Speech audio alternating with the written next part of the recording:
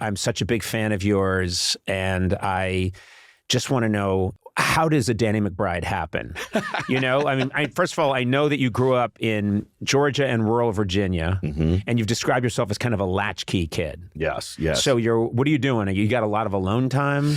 You know, like any kid, you know, I was born in Georgia, and then I actually lived in Lompoc, California for a little bit. Really young. My dad was a guard at the prison there, and so I lived on the prison reservation where all the other families of people who were working in the prison lived. And we were there, I think, for maybe about 4 years, and it was crazy. It definitely was a nutty place to live in the backyard of a Were you scared federal ever, prison. or no? You just You know, the only time I ever really thought about it was there was one night I can remember that there was the sirens went off at the prison, and my dad came in and made my sister and I go into their room, and we had to shut the door, and I'm looking out the window, and he's getting his shotgun and jumping into the back of a pickup truck with all my friends' dads. Had been a jailbreak, and they were going out to go go hunt him down, I guess. Yeah. But he had got transferred to the Federal Bureau of Prisons in D.C. after that, so then we moved to Virginia and then kind of grew up there for the rest of it. Yeah. And you say you've spent a lot of time in the South, and you've sort of said that you didn't feel like you quite fit in with what some people would call redneck culture or whatever. Yeah, I think, my mom was from Pennsylvania, and so even when we moved to a place like Northern Virginia, it's that's everyone, it's not necessarily just only Southern culture there. That was everybody moving there who worked in D.C. and it's a mix. It's a mix, yeah. And so when I would meet kids with really thick Southern accents, I was always just amazed and tickled and liked it, and would try to imitate them and, and try to act like I belonged.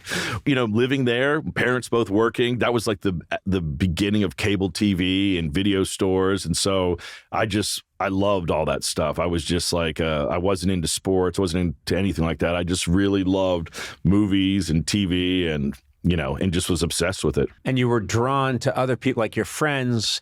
You would find friends that were into the same stuff, which is usually what happens. Yeah, and it was very few. I had only a handful of buddies who were into that stuff. I would try to make movies in my backyard with kids, and then I went to the North Carolina School of the Arts for film school, and that's where I met, honestly, all the guys I still work with to this day. Jody Hill, David Green, Richard Wright, our production designer, our music supervisor. There's it's people I met when I was 18 years old, and we're guys who couldn't afford to go to NYU or USC. We're going to this little state run school that is just beginning to have a film program.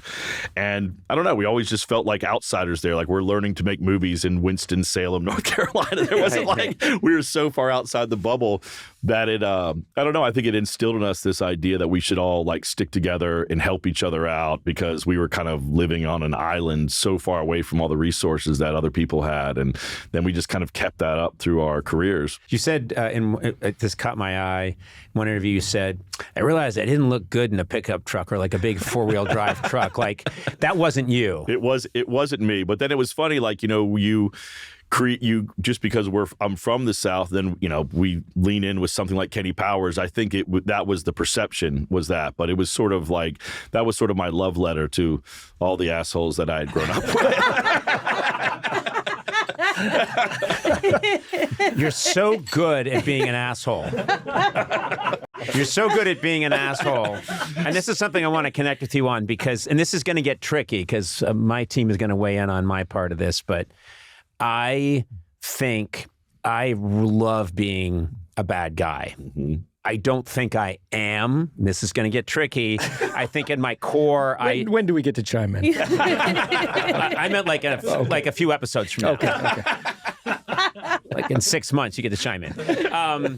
But I love playing. I really enjoy it, and I see a kindred spirit where you are a very nice guy. You seem like a very genuine, nice person, but you relish being a dick. You just relish it. And it's fun. It's a release. It is. And, I feel like with some of these characters, I feel like, they're the butt of the joke. So, as opposed to just delivering one-liners and stuff, it's just sort of embodying a complete joke, making someone who is so silly and ridiculous in that. I don't know. I just find I have a good time doing that. You also have the best dismissive laugh.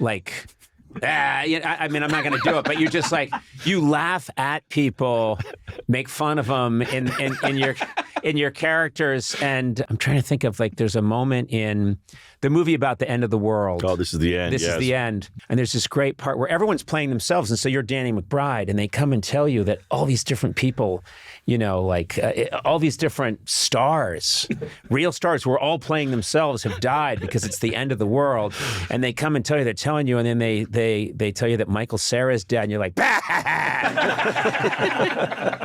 Like, nobody wants Michael Cera dead. Yeah. No one. And people love Michael Cera, and you're like, who fucking cares about Michael Cera? And it was just making me, I remember that moment, like, you really popped in that movie, because whose response to Michael Cera is dead is a good, loud happy about it. Yeah. I got to bring this up because you and Sona have a similar fascination, which is the Goonies. And this is one, I'm older than you guys, so it skipped my generation. When I saw the Goonies, I didn't get it. And then I know that, like, Sona has built a small religion around the Goonies. I love the Goonies. You love Matt. Yeah, I like it too. And you like the Goonies. Yeah. I love the Goonies. I took before we left California and moved to Charleston, South Carolina, I took the kids up to Astoria to go see the Goonies house, to go see the Rock, to go see the jailhouse. It was wanting awesome. to go. It was awesome. Oh my God. Yeah, I love that movie. I thought it was cool. I mean, I think it was just, you know, of the age, seeing a bunch of kids that are your age on TV and they're cursing. Yeah. Instantly appealed to me. I think when that movie came out, I was 22. Yeah. And I thought these kids should be in school. Yeah. Oh, I was like You were sitting in the too theater old. like, why are they running around? A ship wouldn't be underground. Oh my You know, God. it just was, I shouldn't have been seeing that movie. I remember my grandfather's take on it was that it was pornographic, and it confused me about what pornographic meant. I'm like, is it? Is this pornographic? Is this? But I guess it was the language that he didn't like. Oh, It he wasn't thought the that the language kids was were pornographic. banging each other. I was Yeah. going to say, It's a there must be a generational director's, thing. Yeah. there must be a director's cut Yeah. that I haven't seen. He had the laser disc.